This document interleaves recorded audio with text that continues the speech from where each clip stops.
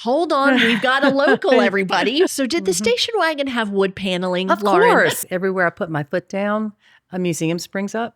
And pretty much there's nowhere else to look at Christmas lights. Those live oaks just kind of doing a little swaying. Thanks. That's a great secret tip. That's a good one. I might work there remotely from here on out. It's a really pretty It's real place. pretty.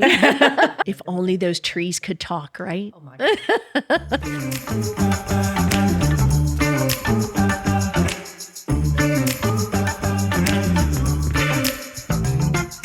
Some people travel hundreds, even thousands of miles to experience places like Brookgreen Gardens. For those of us who live along the Carolina coast, it's right in our backyard. Today, I'm joined by Lauren Joseph, VP of Marketing for Brookgreen Gardens, to talk about the history, vision, and extraordinary legacy behind one of the most beautiful and meaningful places here in the Grand Strand. This is a conversation about art, nature, and the quiet luxury of living somewhere truly special. I'm your podcast host and local Myrtle Beach area realtor, Celia Klein. It's time. We're coasting.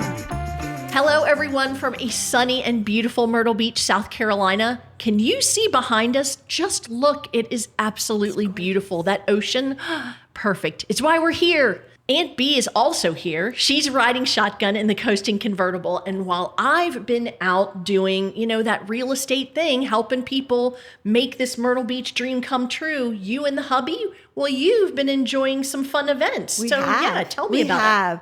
And this area has some great entertainment venues. Yeah.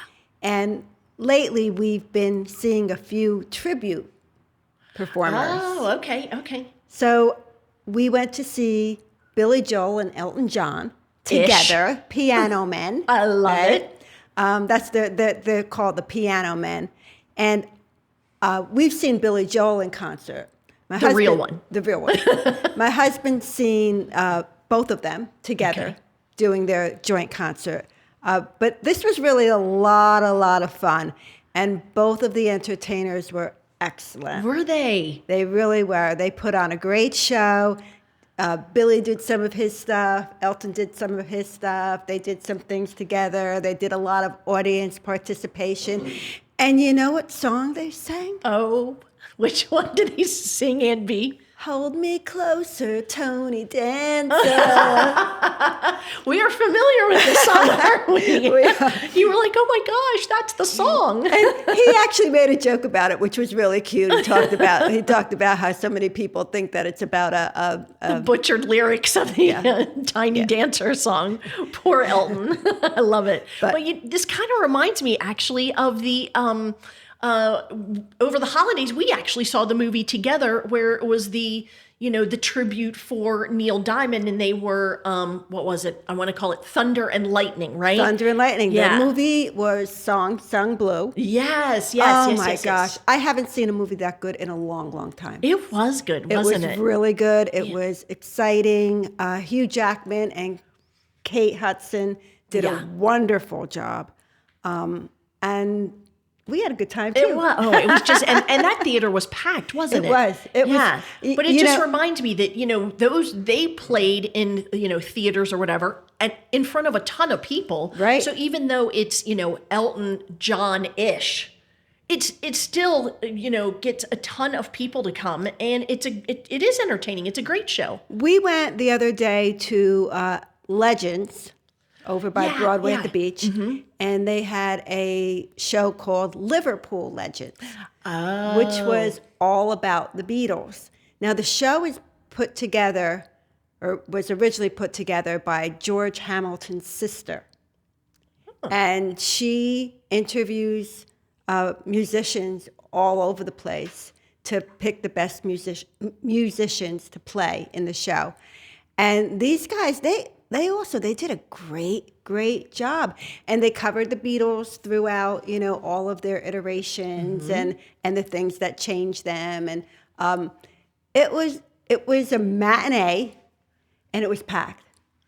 And how many people have you heard now? I'm trying to think, the actress, Jamie Lee Curtis. She always talks whenever she does her interview. She's like, would you performers please stop having concerts that don't start until sometime like 8 to 10 or, Right. whatever, 10 p.m. She's like, I need one around 4 o'clock so that I can enjoy it and then be asleep by 9. So most of the people there were seniors.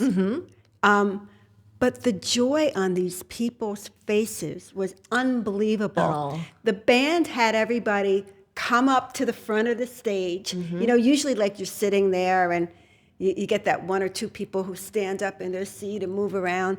But the band made everyone get up and kind of rush the stage. And so you see all of these older people, and they were dancing to Twist and Shout. And he says, now you look like a bunch of teenagers from 1964. Oh, that's and everybody's, great. yay! But you're dressed like their parents. But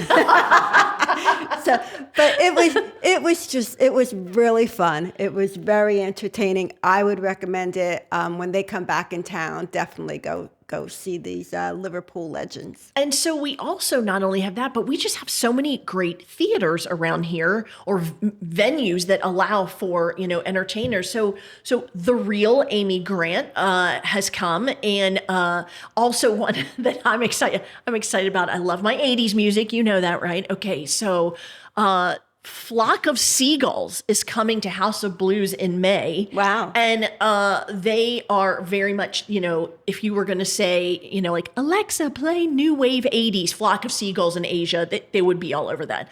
Let's just say I remember them because they were one of my faves that I listened to on my Sony Walkman. Throwback. Excuse me. I took your breath away on that one. You really did. But I had one of those little ones that would hook to my lapel on my jacket. It was a little tiny thing. It was probably maybe we're gonna have to bring these 2 in, inches don't you by think? 2 I inches. mean, I'm gonna have to look. Yeah. I'll bring that back with my 20-inch cell phone. right. I love it. I mean, come on. I was definitely a part of the decade or generation that totally went home and recorded songs off the radio onto my cassette. I mean, you had to, right? The original mixtape, So, but what's nice is that, now the venues, as it's getting warmer finally. Aunt B, finally. So now we're not just going to be inside, which I'm great that we do have places to go when it's colder, but now we're going to be going outside to see these things. And if we're going outside, then guess what? It's time for shopping. Yes. For our spring and summer clothes. I'm so excited. Well, let me just add one more thing. Before we talk about shopping. There is a website called myrtlelive.com. Yes. Where you can go and you can see all of the live events that are going on all around the city. You know what? I'm actually trying to get the creator of that page to come be on our podcast. Oh, that would be great. Yes. That would be great. So, but speaking of shopping. Oh, I can't, I'm sucked I love in. your blouse. Oh, thank That's you. That's really cute. Thank you. Well, I know that you and I do like our Talbots, you know. And they do, not only do they have the Talbots, it's its own, structure that's kind of in the Golden Mile section of Myrtle Beach. 72nd and Kings Highway. Just in case anyone wants to know. Well, there's the Talbots outlet, Tanger Outlets, Right. the one by Highway Right. 22. But yes, I have been getting sucked into these adorable women's clothing boutiques. Okay, so thank you for this. This is actually from one of those boutiques. It's called, and I love the name of it. Of course, I have to shop there. It's called Sachet on Main. Doesn't that sound cute? And that's in Conway. In Conway, on Main? Yep, right on downtown Conway. But you know what? A lot of our places have, and I have to make sure I'm looking to make sure I get them all. If I'm in the Market Common shopping, because there's adorable things Right. there, right? So you've got Style Me Boutique is there. And then you also have, even though the name of the place is Centro Shoes, there's 2 locations, one's in Market Common, then you actually have clothes in there that are so cute. Oh, I didn't know that. So I get sucked into both the clothes and the shoes, I mean, and then, of course, when you go a little bit further north, you're still in Myrtle Beach, Magnolia Row. Have you ever, that's where Tenfold Biscuit and 44th and Kings, all that stuff. Okay, well, there's 2 awesome boutique stores in there. One is Scout and Molly's, and the other one I think is called Melrose Boutique. Gorgeous, gorgeous. Again, And then North Myrtle, you of course have Monkeys, which is the boutique that's in Barefoot Right, Landing. in Barefoot. Yeah. And then my favorite one, the name of it just sounds so adorable. That would be called Hot Honey Boutique. I mean, come on now, sassy. I know there's more, but basically what I'm trying to say, Aunt B, is that you and I are going to be spending a day shopping, okay? Okay. And then you know that if you're spending a day shopping, you work up an appetite. We always work up an appetite. So that means we're going to have to go somewhere to get a bite to eat and a beverage afterwards, which is our perfect segue into the Aunt B Yummy to the Tummy segment. So take it away. Where are we going? Okay. And I got a perfect one for good. shopping, ladies, fancy outfits. We might even have to change before we go. Okay. We're going to go to the counter and be like, can you cut the tag? Yeah. So it's called Cantina Imperfecto. Oh. And you would think Imperfecto. Is there something wrong there? No. It is in fact perfecto. It's perfect. What I love about it is, number one, it's probably one of the prettiest restaurants in the area. You walk in, it's lush, there's mirrors and everything looks clean and new and sparkly and shiny. And then you sit down and you look at the menu and wow. It is got a Mexican theme. So, of course, the first thing that you're looking at, especially after a hard day of shopping, yes, and like hopefully you hit it for happy hour at the bar, but they have margaritas that are not only delicious but beautiful. Wow. So whoever does the margaritas, I mean, they singe the lemon and they put little edible flowers floating in them, and they're out of this world. My favorite is the skinny margarita. Okay. And they don't put any sugar in it, Okay. but it's still yummy to my tummy. Some of our favorites there are, my husband loves the salmon.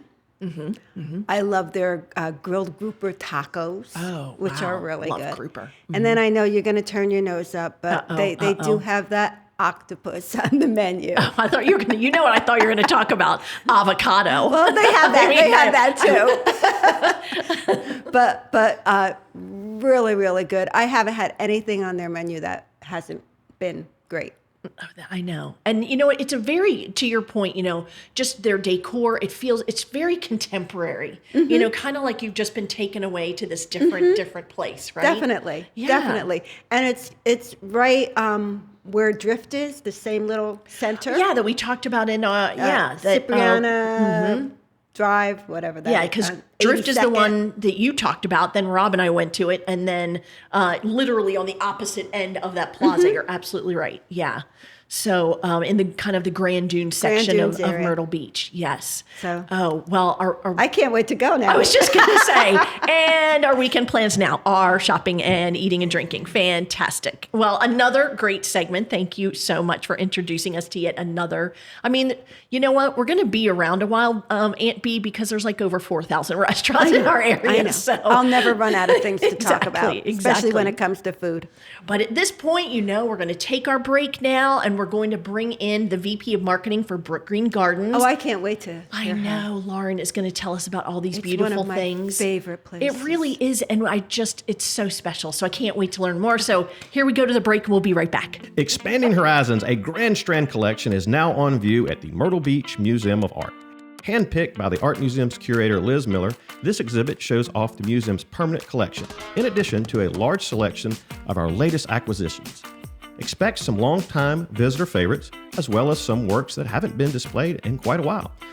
The work will be presented in new and unexpected ways, challenging how viewers approach, engage with what they think what the object means. Be prepared to stretch your brain. Visit myrtlebeachartmuseum.org for more information. Welcome back. So one of the things that makes living along the South Carolina coast so special is that we're surrounded by places people travel from all over the country to experience. And Brookgreen Gardens, it's located off the banks of the Waccamaw River in Myrtle's Inlet. Well, guess what? That's at the top of the list. Today, I'm joined by Lauren Joseph, VP of Marketing for Brookgreen Gardens, to talk about the story behind this incredible place, the vision that created it, and why it continues to be one of the true treasures of our area. So Lauren, welcome to Coasting Podcast. Oh, thanks for having me. We are delighted. Excited to be here. You know what? This is one of those podcast episodes that if we wanted to, it could be a marathon because there is just so much about this. Exactly. Yes. More than you imagine. Yeah. So as you know, part of our purpose of having this podcast is to, either, give information to people who are thinking about moving here, or maybe they just made this their home and they're still trying to figure out everything about their people, place, and pace, right? So we always like to ask our guests that come in, can you talk about your personal story? Did you move here? Tell us about it. Well, I grew up about 50 miles inland. Hold on. We've got a local, everybody. Wow. This is great. Okay. Yes. And I've been, you were talking about, flashing back to your 80s. Yes. Well, I mean, I was at the Magic Attic in the 70s watching Mother's Finest. Oh, my gosh, I love this.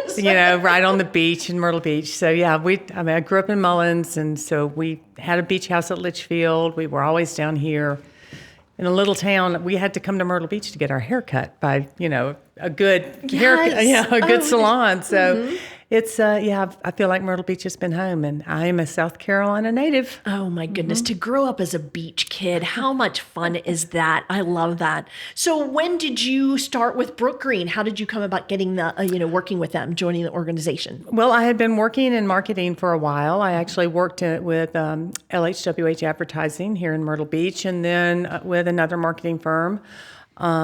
And I was the marketing and tourism director for Georgetown County. Oh, okay. And the person who was the vice president of marketing at Brookgreen at that time called me one day and said, I'm going to retire. Do you know of anybody who might be interested in my job? And I said, I'm sending my resume right now. So how long have you been working for Brookgreen? So in February, I had 9 years. That is fantastic. I mean, I just can't imagine all the different things you've seen. And so, okay, we're going to get into all of that. But even before then, do you recall your first experience at Brookgreen? Yeah, well, kind of. Okay. I don't actually remember my first visit there because I was too little. Okay. I do have a picture of me and my big brothers on either side of me, and I look like I'm about 3 years old. And I remember when you go to Brookgreen now, the little cement pathways that go out from the main gardens and Oak Alley.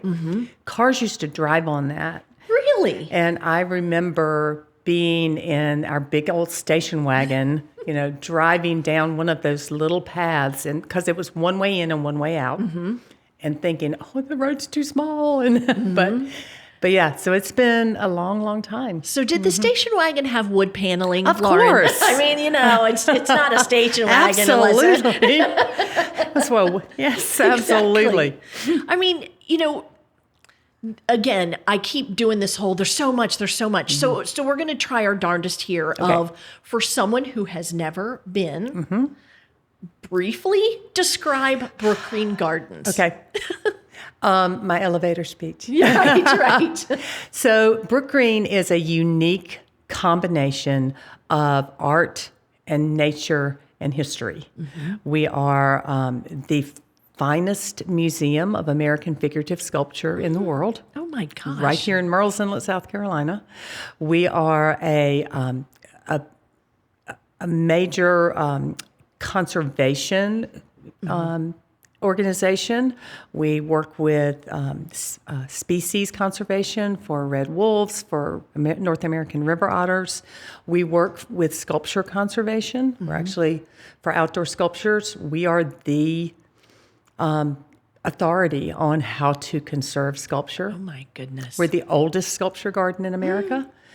And we're a low country history site, and then also an amazing and award-winning botanical garden and a zoo.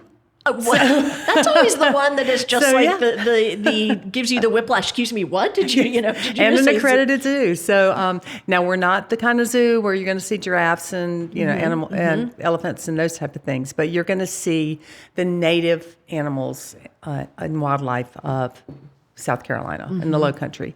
And really, that's what Archer Huntington's vision was, that we would be a quiet joining of hands between nature and science. And so we're all about conserving native plants, native species, and our native area. Not only there's about 400 acres of Brookgreen. That's what you walk around and see. But we conserve over 9,000 acres. Oh my goodness. That's the entire property.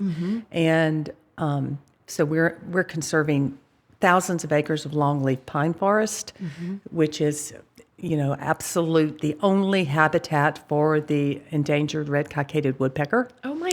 So Okay. lots and lots of things that are going on in our missions. And we are a nonprofit, mission-based nonprofit, do a lot of education work as well. So you mentioned the last name Huntington. So the Huntingtons were the original owners. Yes. So, and again, that's another podcast in and of itself. But how did we, transition from that being privately owned? It sounds like it was a part of their vision, if Absolutely. you will, to offer this eventually to the community. So when did it go from private to becoming Brookgreen Gardens for the world? It's absolutely amazing how quickly, because the property was originally, it was 4 separate rice plantations. Okay. It was after the, right before the turn of the 1800s into the 1900s, it was combined into, the 4 plantations were combined into like a hunting area. Okay. The Huntingtons came down looking for a place to be a getaway spot and found this property and fell in love with it. And within a year decided we can't keep this to ourselves. So in 1931, they formed Brookgreen Gardens Corporation, a nonprofit for the preservation of low country flora and fauna. Now, they also, really quickly, I want to make sure that we add that they also had their home across the street, Yes, right? they built where the state park is now is actually Brookgreen property. The state leases that from Brookgreen, and Adelia was their beach home. They had a house that they built on the riverside as well, but it's been taken down since then. It wasn't ever meant to be the main house, but they started working on Brookgreen and putting sculpture in, and also just they were putting people to work, because the people who were living in that area at this time, a lot of them were still descendants of the enslaved folks who had been on the plantations. This was the 30s. This was the Depression. Nobody had jobs. A lot of artists also were struggling, because in the 20s, people were, they were getting art. They were commissioning sculpture for their gardens, but now suddenly they weren't. So the Huntingtons, they gave people jobs in the inlet. They built a clinic that was a free clinic for anybody who could get there. They staffed it with a 24/7 nurse, brought in doctors, brought in dentists. They built a school on Sandy Island. They bought sculpture, commissioned sculpture for the gardens to help artists, be able to continue their work and life. And they were just amazing philanthropists. And Mr. Huntington, one of his quotes was, "Everywhere I put my foot down, a museum springs up." Because like in Newport, the Mariners Museum, that's a Huntington museum.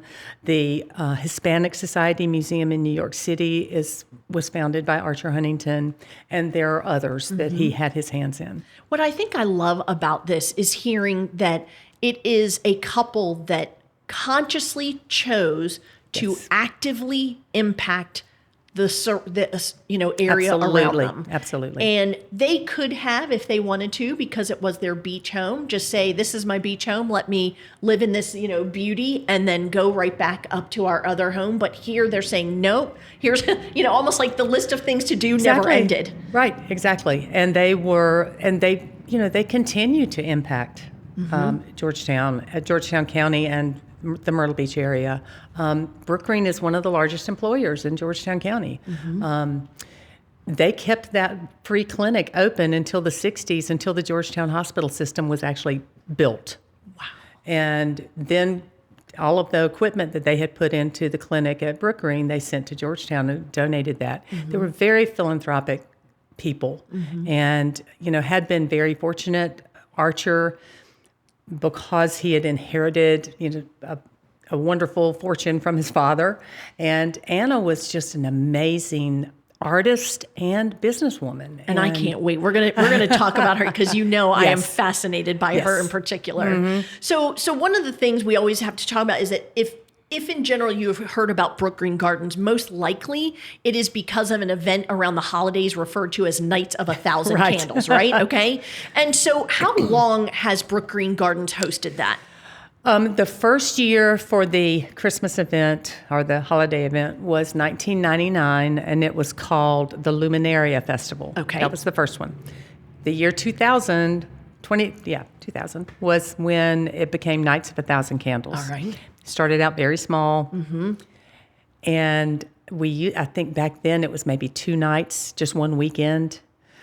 And it's grown and grown and grown. And this past year, we set another attendance record with over 116,000 people coming to Brookgreen Gardens. Oh, my over goodness. 22 nights, I believe. That is phenomenal. And I just, it's really, we talk about it. I love to kind of be a wordsmith. And the reason I'm hesitating is because every time I go to Nights of 1,000 Candles and I see those beautiful, it's just like, almost like a waterfall string of lights in some particular places. And I'm always trying to find the word and I'm always at a loss. The closest one I can think of, everybody, is majestic. It is just, a natural beauty version of the awe you find in anything Disney around Christmas. Does that help at all?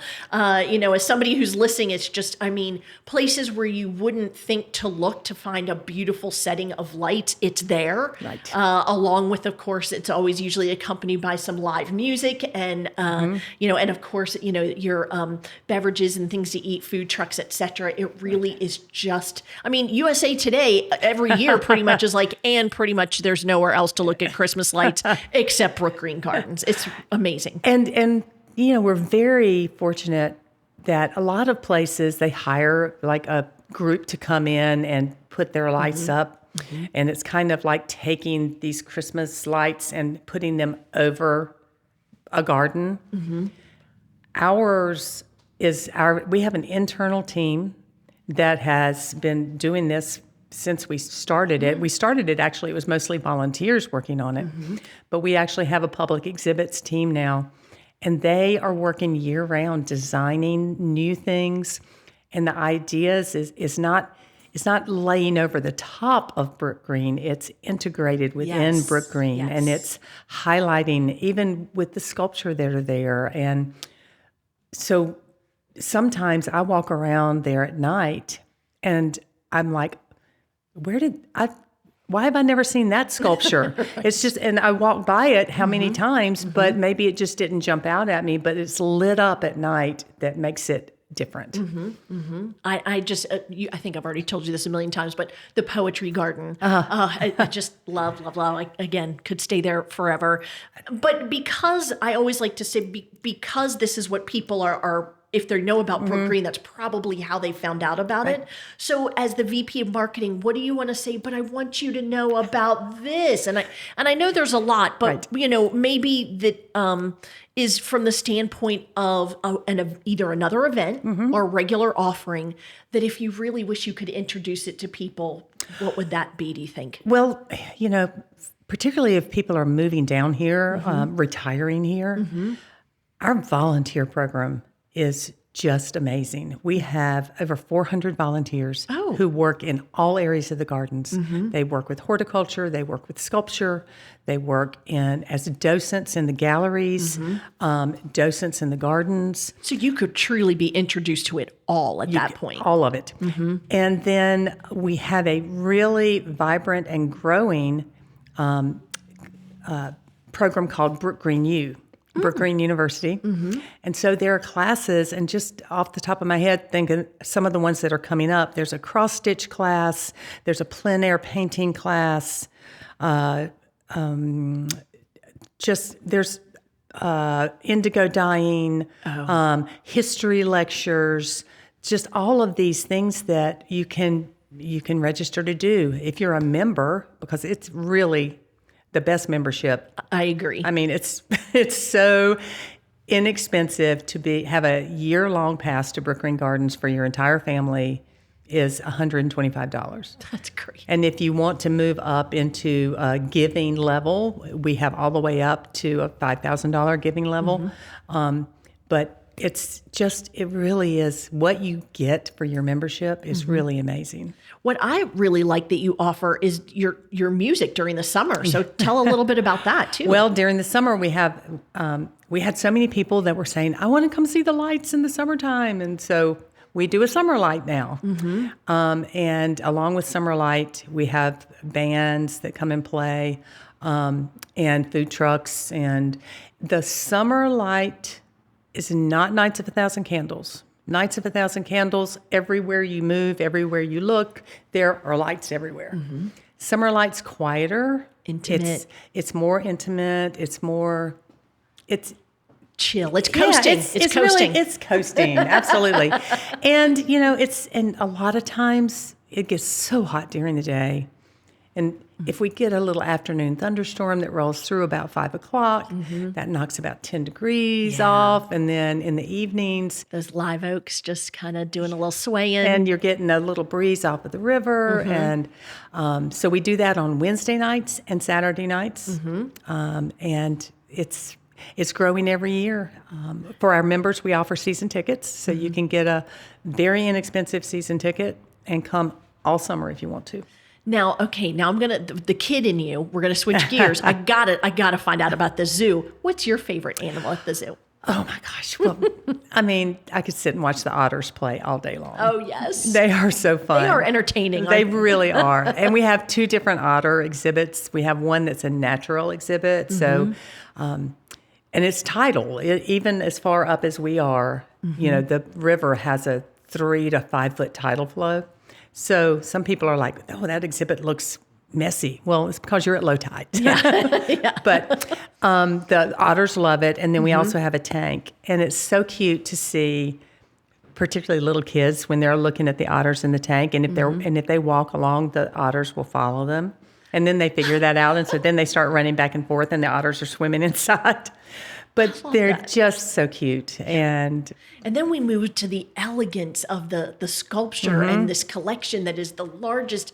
And I know I get overwhelmed. So what do you recommend for somebody who's just like, all right, either today or this month or whatever, I'm going to focus on the sculpture beauty of Brookgreen Gardens.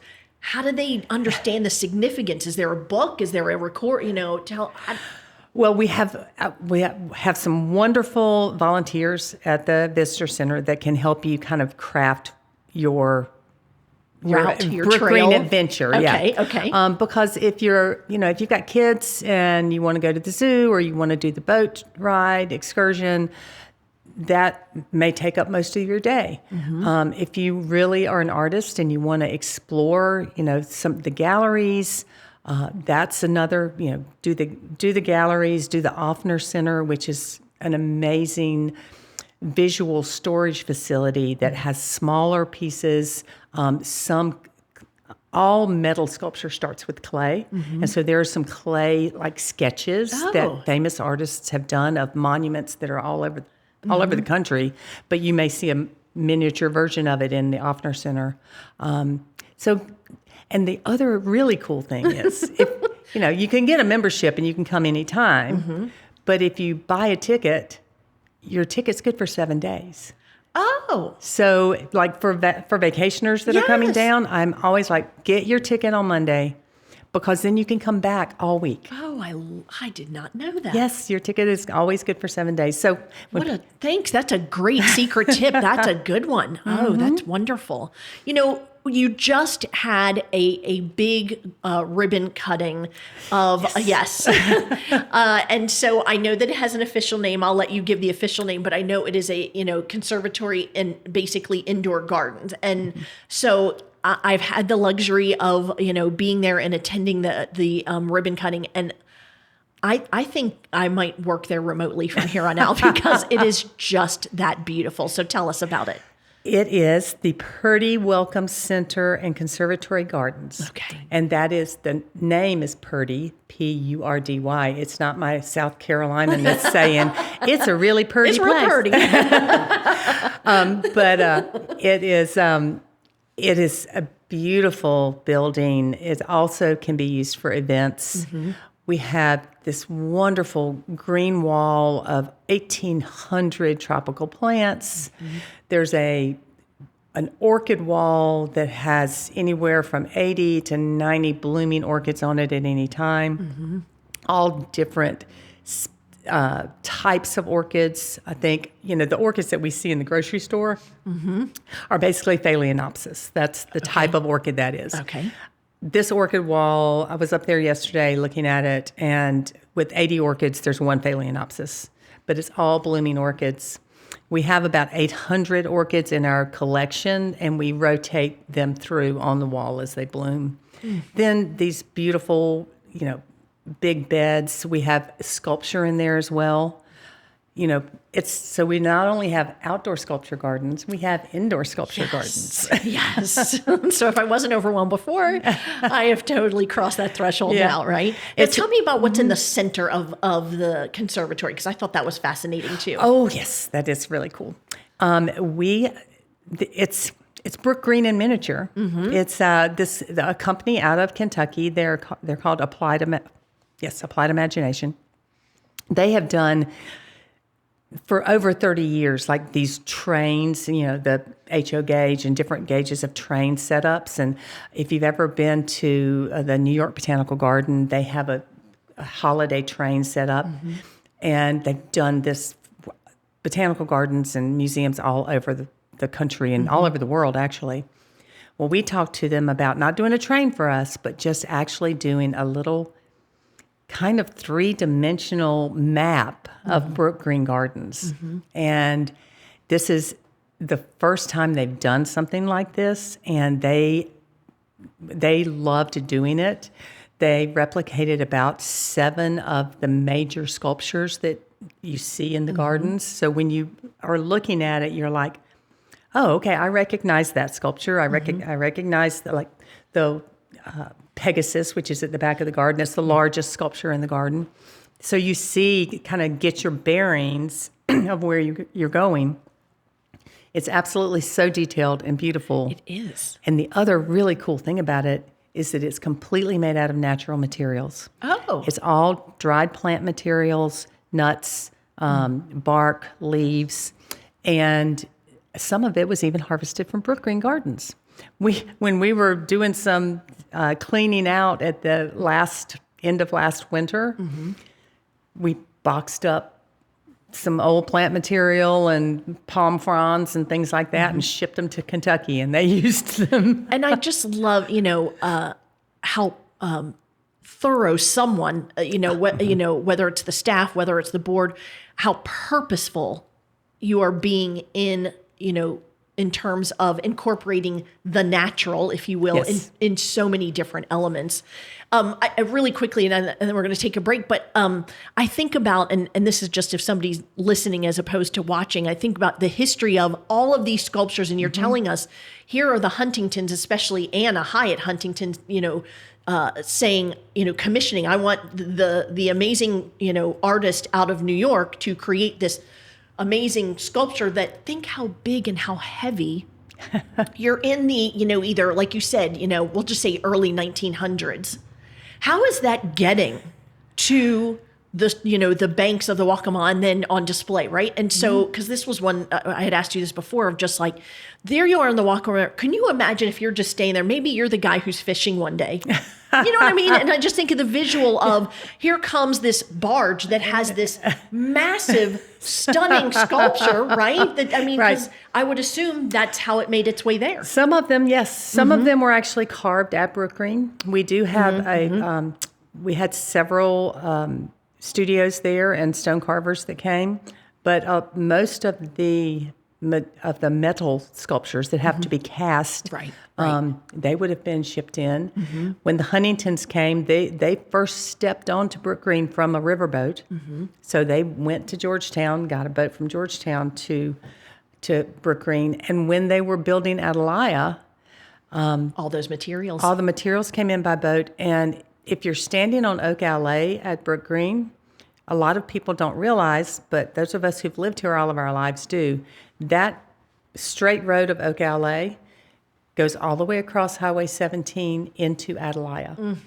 And that used to be the entrance to and when you see that it's that tree covered, the canopy, it's so beautiful. So it's one straight shot all the way from the back of Brookgreen all the way to Atalaya. That's been, of course, has been changed a little bit over the days, but if the only main those things trees only could talk, right? Oh my gosh! Yes. So we're going to take a quick break, but when we get back, we're gonna touch on the amazingness of Anna Hyatt Huntington, and then we're also going to talk a little bit about how this conservatory really is this bridge of how Brookgreen is getting into the future and other plans you have. So we will be right back.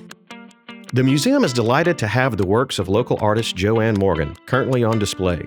The exhibit, entitled The Morning After, is available to view through April 5th. Based in Surfside Beach, South Carolina, professional artist and retired educator Joanne Morgan considers her artwork her form of activism against violence. Her fabric memorials, as she refers to them, as quilted walls hanging that pay tribute to victims of violence. The work evolved out of the convergence of global and personal national events, beginning with the tragedies that ignited the Black Lives Matter movement in 2020. For more information, including museum hours, visit myrtlebeachartmuseum.org. All right. So as I mentioned, I really love hearing all of the, amazing things about Anna Hyatt Huntington. Yes. And so, who was she and what kind of key roles did she play that you want to share with us? Well, Anna Hyatt Huntington was an amazing person. Before she ever met Archer, she was an established artist. Anna von Hyatt. She was, at one point, she was in Paris. She did the first sculpture of Joan of Arc on a horse in period-appropriate armor. You can see that at Riverside Park in New York City today. That has been there. But when she was in Paris working on it, and there was some award she was up for, and she did not win because people didn't think that there was no way a woman could have done that by herself. She was a force of nature. When Archer Huntington met her, he had to ask her to marry him 3 times before she finally said yes. In the 20s, as an artist, she was one of very few women she was making over $50,000 a year. Oh, wow. In the 20s. Right. Which is millions in today's. So she was, even though Archer was, fabulously wealthy, she was already a very successful woman and a very successful business person, doing commissions, doing her own artwork, and just amazing. She loved animals. Her father was a scientist. She actually had a photographic memory. I mean, you look at the Fighting Stallions, the sculpture that's out front of Brookgreen. She was one of the first people to cast in aluminum. Oh. So that's an aluminum sculpture. But if you stop and you just look at it, the detail, she wasn't taking a picture of stallions rearing up and fighting. She knew the physiology of them. She knew the musculature. She knew how their bodies worked, and she could see something in her head and sculpt it. So just a prodigious talent. And another word I use for her is fearless. Absolutely. Because when you go to Atalaya and you see that section that says, this is where, what is it, the bears and the, so tell about that. That was one of the reasons that we had a zoo was she, had animals to sculpt from. And there were bears when I was a kid. There were bears at Brookgreen. We have plans to, in the long range forecast, we have plans to bring black bears back to Brookgreen. But yes, she had, she kept animals to be able to actually, study them and sculpt them as well. So she was just, she was really an amazing woman. And, when someone asks you one of those questions about who would you like to have dinner with, living or dead. Right. Oh my gosh, I would love to have Anna and Archer sit down for dinner. And because I think of, you always talk about the people who are, right brain, left brain. Right. She was clearly both. Yes, both. Yes. I mean, savvy businesswoman and really just stretching the limits of all types of art. And to your point, people saying that couldn't have been. Right. And then all of a sudden she's the leader and they are following her. And she was still sculpting up to the year before she passed away. An exhibit that we're having this spring at Brookgreen is the Society of Animal Artists. And it formed in 1960. And Anna was one of the first members of the executive committee. She was the vice president when they formed the Society of Animal Artists. So she was a founder.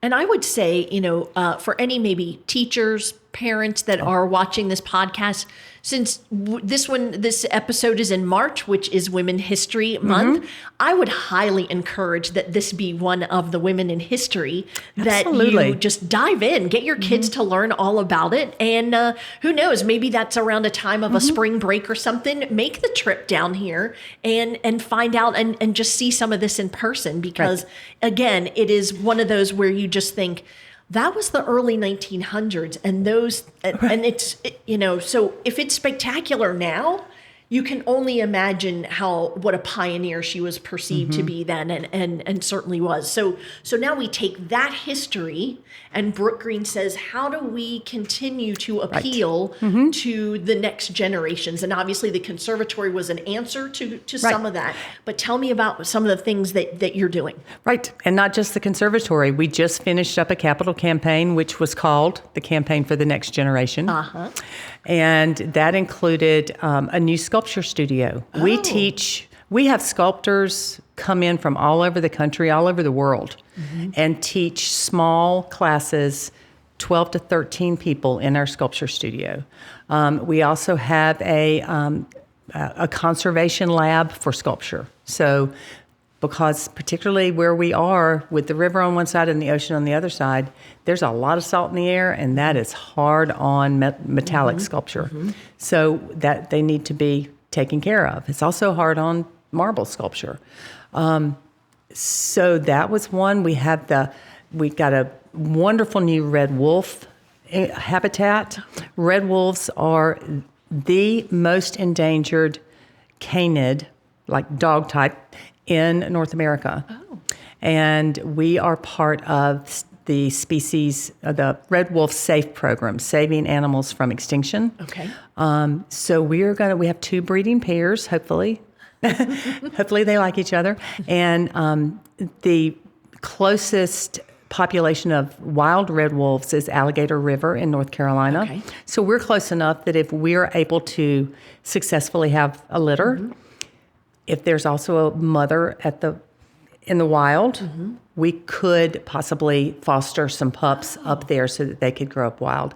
But we're just helping to keep those animals from going extinct. And that's a big part of our mission. And again, purposeful, thorough, every element of what you have, whether it's art, nature, conservation, it's all, being thought of for the next generation. And I think that's just fascinating. As we wrap up here, one of the things I really want to talk about is just the emotion of that of Brookgreen Gardens. And, is there a way to describe the experience in that way?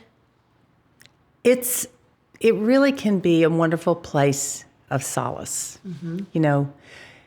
Sometimes when I have a really busy day or I'm frustrated with somebody or the phone has just rung off the hook, the nice thing is I can just get up from my desk and I can walk out and I can walk through the gardens and walk through some of the gardens that people maybe not even know about. We've got some new gardens that may not be on, a little off the beaten path. But I think just to be able to, the wonder of being able to walk through nature and then also have art. It's been proven that nature and art help your soul, help your health. Walking, of course, is great for you. We actually have a program with Tidelands that their doctors can write a prescription to come and walk at Brookgreen Gardens. And they bring us their prescription and we let them in, and they have a 30-day pass to come and walk at Brookgreen Gardens. So it's good for your mental health, it's good for your physical health, and just when I turn in to Brookgreen and you drive down that avenue of oaks, you almost feel the stress just go. Absolutely. I'm so grateful that you've come and shared all of this with us today, because so many people, when they're thinking of the Myrtle Beach area, well, where are they thinking they're going to feel that? Well, right behind us, right? The ocean. And but to be able to introduce to people a completely different, unexpected resource that is, again, in the backyard, to just say, oh my goodness, I can feel that exact same feeling of peace and really, like you're saying, to just be there and to receive, right? I mean, because there's so much beauty and stimuli, but also things that make you curious. And I just really, we are so, I think, grateful as residents of this area to have such a gift. And I'm so thankful that you came and shared it with us today. Well, I'll have to come back and talk about more stuff. Absolutely. Well, we are wrapping up another episode of Coasting. We are so grateful that you have continued to listen to all of our episodes as you begin to learn more layers about our Myrtle Beach area and beyond. So again, if you've got any questions or suggestions about other places we need to talk about, I sure hope you'll let me know. We've got an email address of coastingpodcastsc@gmail.com. And you know what? We keep telling you about all these great things. If you're not already living here, you should be. So give me a call. I'm a local real estate agent, and my phone number will be at the end of the episode. Again, we thank you so much for joining us. And as always, keep it coasting.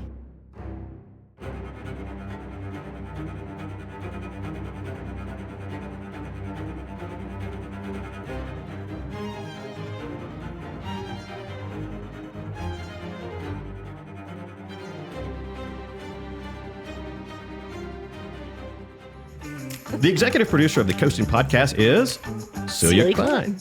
Producer is Michael Lehman of Frameway Visuals. The opinions expressed herein are solely those of Celia, Aunt B, and any special guests. Good news, agree or disagree, you have that liberty. Special thanks to Rick Houston, host of the very popular Winston Sing podcast. Elizabeth Gafford. A special shout out to the podcast listeners, Karen Fuller. Thank you all for your support. Celia is a licensed realtor in both South and North Carolina.